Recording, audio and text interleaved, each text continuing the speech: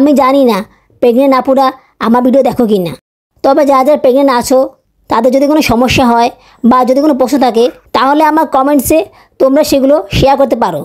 আমি চেষ্টা করব সেই প্রশ্নগুলো উত্তর দিতে। প্রেগনেন্সি ক্রেভিংসটা আসলে অনেক খারাপ, যখন তখন যে কোনো খাবার খেতে ইচ্ছে করে।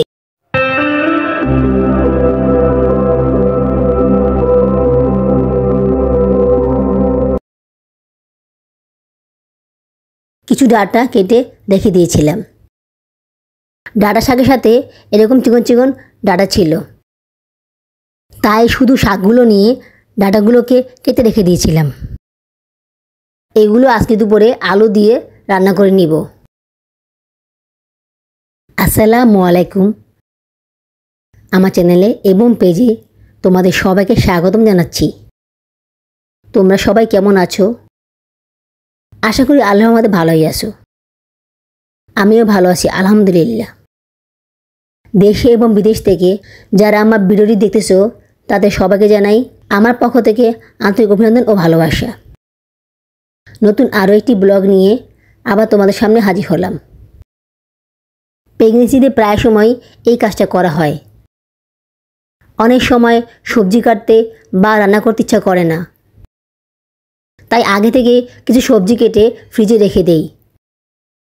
যেদিন খুব বেশি খারাপ লাগে বা কাজ করতে ইচ্ছা করে না সেদিন ওই সবজিগুলো দিয়ে তরকারি রান্না করে ফেলি। এতে সময়ও বাঁচে আর কাজটাও দ্রুত হয়। সবসময় অবশ্য পারি না, মাঝে মধ্যে গ্যাপ যায়, তখন ডিমবাজি করে ফেলি। আসলে আমি একা, আমাকে সাহায্য করার মতো কেউ নেই। বাচ্চার কাছে সামলিয়ে ঘরের সব কাজ আমাকে নিজেই করতে হয়। অনেক সময় শরীরটা অনেক খারাপ লাগে, কাজ করতে পারি না, কিন্তু কাজ না করে কোনো উপায় থাকে না। বাচ্চাদেরকে তো আর না খেয়ে রাখতে পারি না, তাই এই ফাঁকিবাজি কাজটা করি। একটু ঝাল দিয়ে এই তরকারি রান্না করলে খেতে দারুণ লাগে। চিংড়ি মাছ দিয়ে রান্না করলে আরও বেশি মজা লাগে।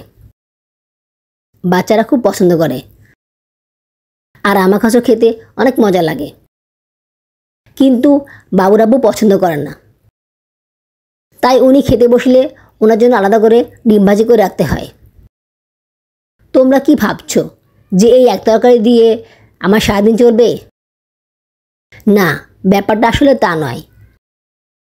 বাবুরাবু দুপুরে বাইরে খায়, আমি প্রেগনেন্সিতে সারাদিনে 3 বেলা খাই। সকালবেলা নাস্তা করি, বিকেলবেলা ভাত খাই, আর সন্ধ্যার পরে কিছু হালকা পাতলা নাস্তা করে নেই। 2 বেলা ভাত খেতে আমার কাছে ভালো লাগে না, কারণ আমি আগেই ডায়েট করতাম। তখন আমি 2 বেলা খাবার খেতাম, সকালবেলা নাস্তা খেতাম আর সন্ধ্যাবেলা ভাত খেতাম।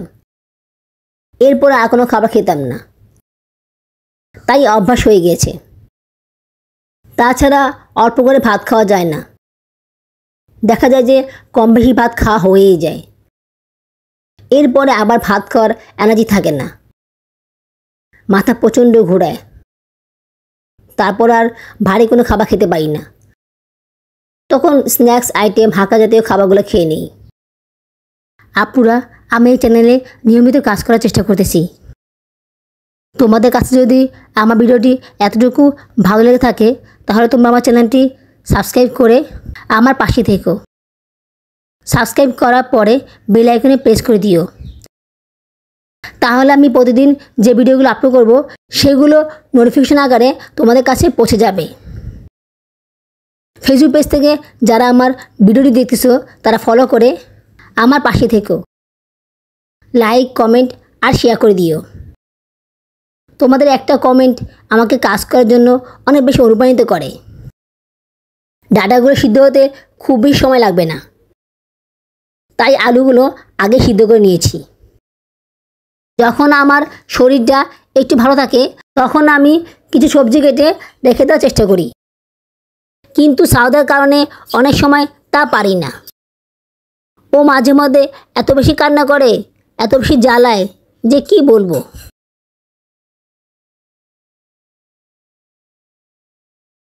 হয়ে গেল আমার ফাঁকিবাজি দুপুরে রান্না।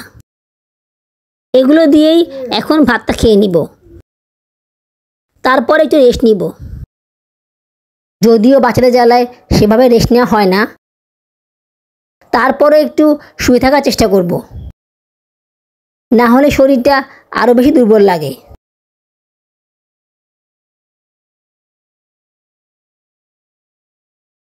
সন্ধ্যা হয়ে গিয়েছে, কিছু হালকা খাবার খেতে ইচ্ছা করছে। কিছু বুট সিদ্ধ করে ফ্রিজে রেখে দিয়েছিলাম, সেখান থেকে কিছু বের করে ধুয়ে ছেঁকে নিয়েছি। এখন বুট ভাজি করব। কিছু আলু কুচি কুচি করে কেটে সিদ্ধ করে নিয়েছি, সেগুলো বুটের সাথে মিশিয়ে দিয়েছি। আর কিছু আলু হালকা ম্যাশ করে দিয়ে দিয়েছি। ম্যাশ করে আলু দিয়ে বুট ভাজি করলে খেতে দারুণ লাগে। আমি প্রতিদিনই এই সময় কিছু না কিছু আইটেম রান্না করে খাই। কখনো বুট ভাজি, কখনো নুডলস ভাজি, কখনো ভাজা পোড়া আইটেম করা, কখনো ফ্রাই করা, বিভিন্ন ধরনের সেমাই রান্না করা, সাগু রান্না করা, দুধ দিয়ে যে কোনো আইটেম তৈরি করা। যখন যেটা মন চায় সেটা এই সময় রান্না করে খাই, কারণ এই সময় বাচ্চারা ঘুমিয়ে থাকে, তাই আমি নিরিবিলি কাজগুলো সেরে নিতে পারি। সারাদিন কাজের চাপে সেভাবে করে কোনো কিছু খাওয়া হয় না। কোনো রকমের সকালে নাস্তাটা আর দুপুরে ভাতটা খাওয়া হয়, তাও দেরি করে খাওয়া হয়। এই সময় হলেই আমার খুব ক্ষুধা লাগে, হালকা পাতলা কিছু খাবার খেতে ইচ্ছা করে। তাই আমি প্রতিদিনই এই সময় কিছু না কিছু খাবার রান্না করে খাওয়ার চেষ্টা করি। বাসায় যা থাকে তাই রান্না করে খাই। তবে যেদিন খুব বেশি খারাপ লাগে বা যেদিন সময় করতে পারি না, সেদিন শুকনো খাবারগুলো খেয়ে নিই। এই যেমন কেক, বিস্কুট, চানাচুর, ক্রিম রোল, খেজুর, মুড়ি ভর্তা, চিপস, চকলেট, জুস, কোক, মানে যেসব খাবার বাচ্চারা খায় সেগুলো অনেক সময় খেয়ে নিই। অনেক সময় বাচ্চাদের খাবার আমি খেয়ে বসে থাকি। কী করব, খেতে ইচ্ছা করে তাই খেয়ে ফেলি। বাচ্চারা কান্নাকাটি শুরু করে দেয়। গর্ভে শিশুর ওজন বৃদ্ধি করার জন্য এসব খাবার খাওয়া খুবই জরুরি। অনেক সময় আমার খেতে ইচ্ছা করে না বা ক্ষুধা পায় না, তারপরে আমি কিছু খাবার খাওয়ার চেষ্টা করি, কারণ বাচ্চার ওজন বৃদ্ধি করা খুবই জরুরি। 6 মাসের পর থেকে বাচ্চার ওজন দ্রুত বৃদ্ধি পেতে থাকে, তাই তখন থেকেই কিছু বাড়তি খাবার খেতে হয়। ভাত বেশি খেলে কিন্তু বাচ্চার ওজন বাড়ে না, উল্টো মায়ের ওজন আরও বেড়ে যায়। বিভিন্ন পদের তরকারি এবং যে খাবারগুলো খেতে ইচ্ছা করবে বা ক্রেভিং সৃষ্টি করবে ওই খাবারগুলো খেতে হবে। যেগুলো খেতে ইচ্ছা করবে না সেগুলো জোর করে খাওয়ার কোনো দরকার নেই, কারণ সেগুলো খেলে আরও বেশি খারাপ লাগবে। আমি জানি না প্রেগনেন্ট আপুরা আমার ভিডিও দেখো কি না, তবে যারা যারা প্রেগনেন্ট আছো তাদের যদি কোনো সমস্যা হয় বা যদি কোনো প্রশ্ন থাকে তাহলে আমার কমেন্টসে তোমরা সেগুলো শেয়ার করতে পারো। আমি চেষ্টা করব সেই প্রশ্নগুলো উত্তর দিতে।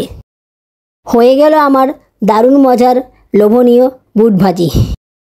আমি যখন ভয়েস দিয়েছিলাম তখন এই বুট ভাজি দেখে আমার আবার খেতে ইচ্ছে করছিল। কিছু বুট ভাজি ফ্রিজে রেখে দিয়েছিলাম, এখন বের করে খেয়ে নিলাম। প্রেগনেন্সি ক্রেভিংসটা আসলে অনেক খারাপ, যখন তখন যে কোনো খাবার খেতে ইচ্ছে করে।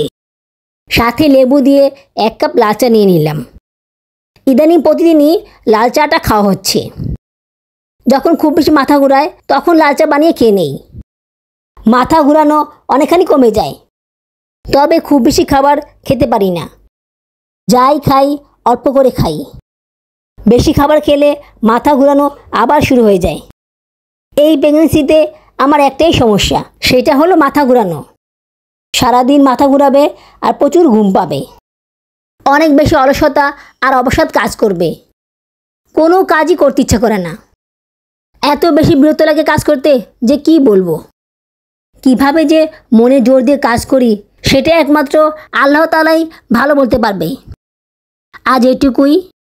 আমার আজকের ব্লগটি তোমাদের কাছে কেমন লেগেছে আমাকে অবশ্যই কমেন্টস করে জানাবে। আগামী ব্লগে দেখা হবে। সেই পর্যন্ত তোমার সবাই ভালো থেকো, সুস্থ থেকো, আমার জন্য দোয়া করো, আমার বেবিদের জন্য দোয়া করো। আল্লাহ হাফেজ।